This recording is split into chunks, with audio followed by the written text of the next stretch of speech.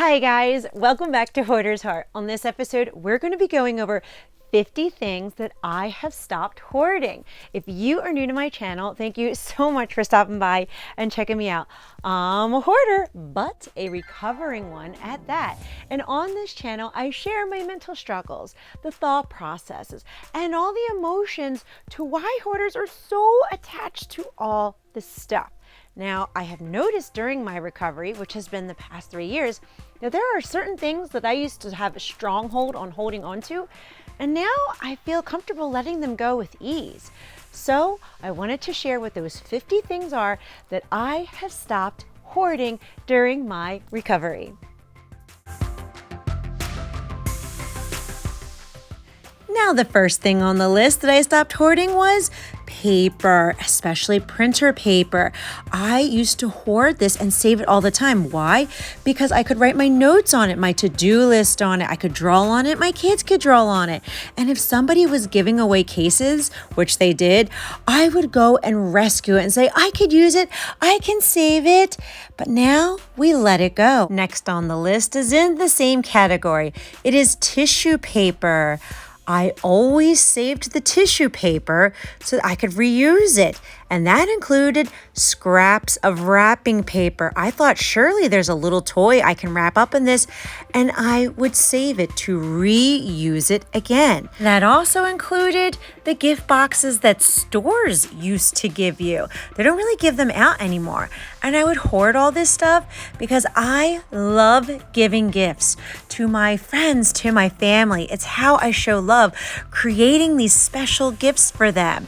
And that's why I hoarded it, because I could reuse it and I didn't have to fill all that stuff with a landfill. But now I can recycle it. Next on the list is old bills. I really had an issue with paper, all forms of it.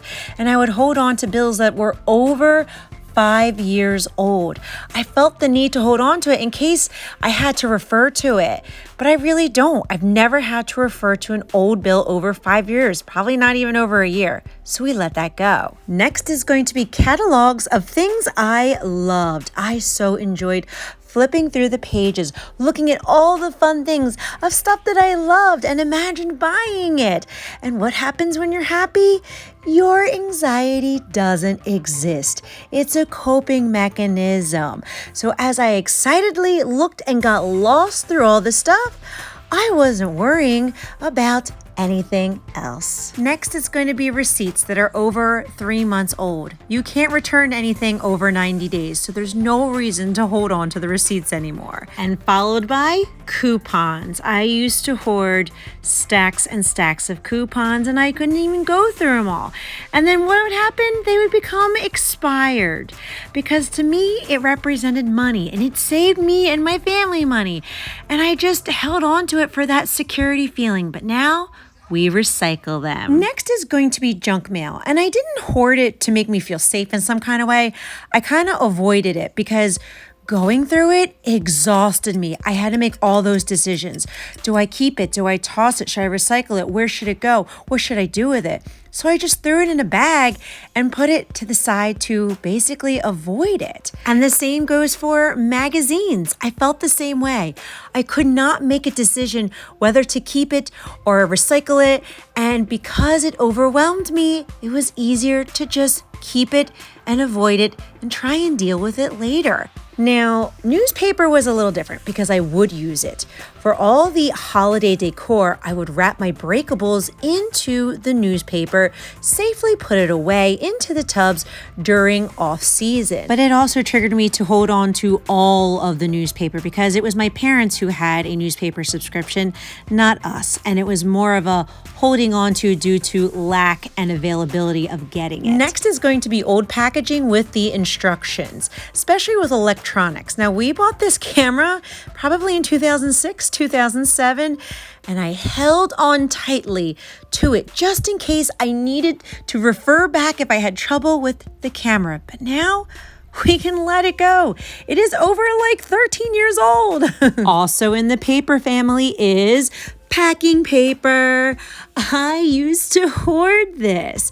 Every time something got shipped to us, like packing paper, I would hoard it. Same with all of the bubble mailers. I would save it. Why? Because I used to sell stuff on eBay and Mercari. And when somebody bought something from me, I would reuse it instead of throwing it into the landfill, like this bubble wrap. So someone bought something from me, I would wrap it up in the bubble wrap and the envelopes, and I would ship it to them. It saved money for me, the seller, and also the landfill. And let's not forget the shipping boxes. No, that was a hot commodity.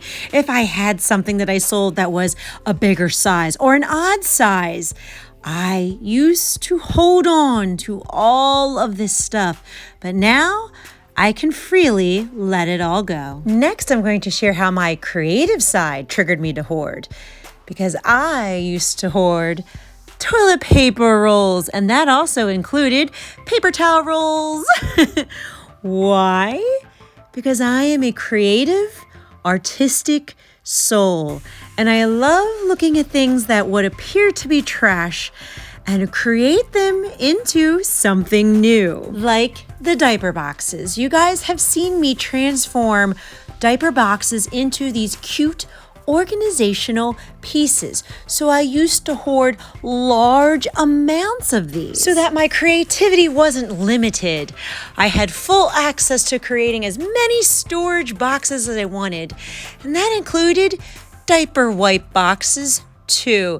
These little babies made great little organizational pieces for toys and crayons and all those fun little Chotsky things. And moving into the garage, another creative outlet was gardening for me, and I used to hold on to the Easter pots that still had the colorful cellophane on it. Yes, I would hold on to it, but now I feel good recycling it and letting it go. And that also includes the original plastic pots that the flowers came in, including their tags.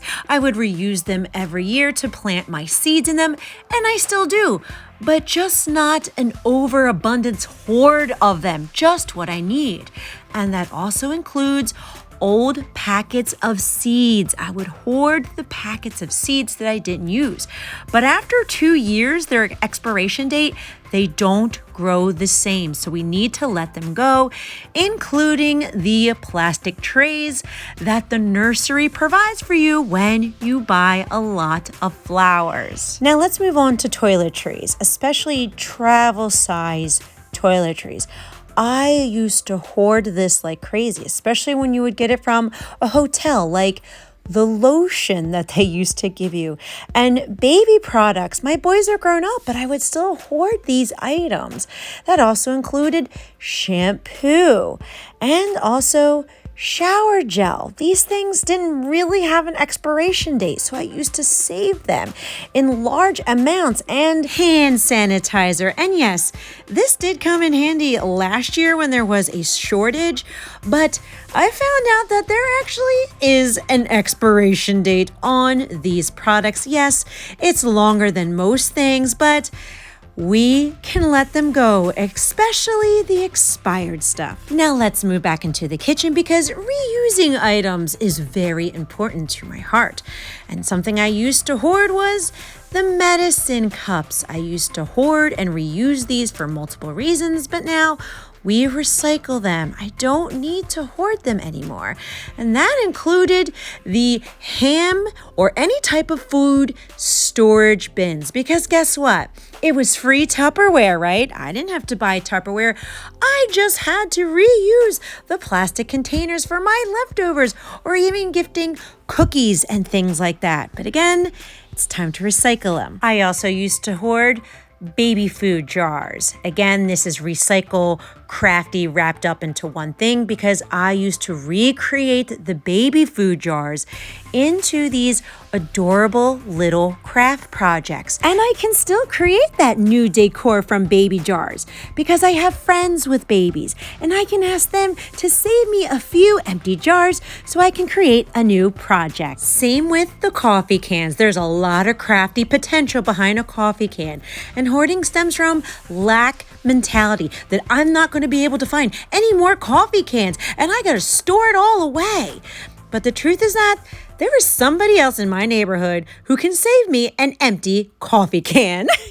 And next on the list is plastic bags. I hoarded these for many, many reasons. To either reuse the plastic bag from something I was selling on Facebook Marketplace or giving on my town's giving page, or I saw a story where you could make mats, plastic mats for the homeless. So I hoarded a plethora of them, but never learned how to actually make those mats. And then I wanted to start saving the environment and completely stop using plastic bags and start using the pretty canvas bags for when I went food shopping. But I caught myself starting to hoard that too because they had such pretty designs, and my intention was that the more canvas bags I have, the more I save the environment. The intention was good, but the execution was not. So now I limit how many canvas bags I have. Next shows my frugal side, because I used to hoard napkins, especially if we went out to eat. I would grab a couple extra more to take them home. We paid for it, right? Which also included those twisty ties that you get at the grocery store, because I could use them for a multiple amount of reasons, like creating my little hair piece for the thumbnail and this video. I just took this brightly colored cellophane, tied it with a twisty tie, and then clipped it into my hair as a frugal fashionista hair piece. It was an expression of myself. But I don't need to hoard the twist ties. I only needed one to make it, right? And I used to also hoard the plastic straws that fast food restaurants used to give you, but I realized how icky they were for the environment, so now we use reusable straws in our household. And I used to also hoard the ketchup packets and other condiments from fast food restaurants, and now we stopped doing that as well. And the frugal staple of them all was saving and washing your Ziploc bags to reuse for either your food or organization.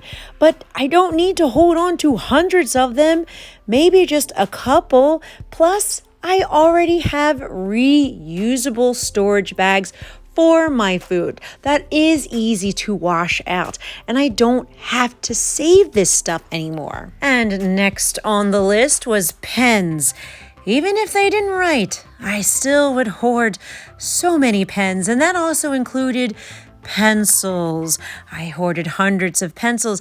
Even if the pens and pencils didn't work, I thought by God's immaculate grace, He would make them work again, and I would hold on to them. But no, they never worked again, so it was time to let them go. And that also went for the markers. I have been able to downsize my hoard of markers into this bin. Why? Because it represented creativity for my children and even myself. But now we got them contained into one bin. I used to also hoard paper notebooks. Ton of these little paper notebook pads because they were cute and they were perfect for my to-do list. Why?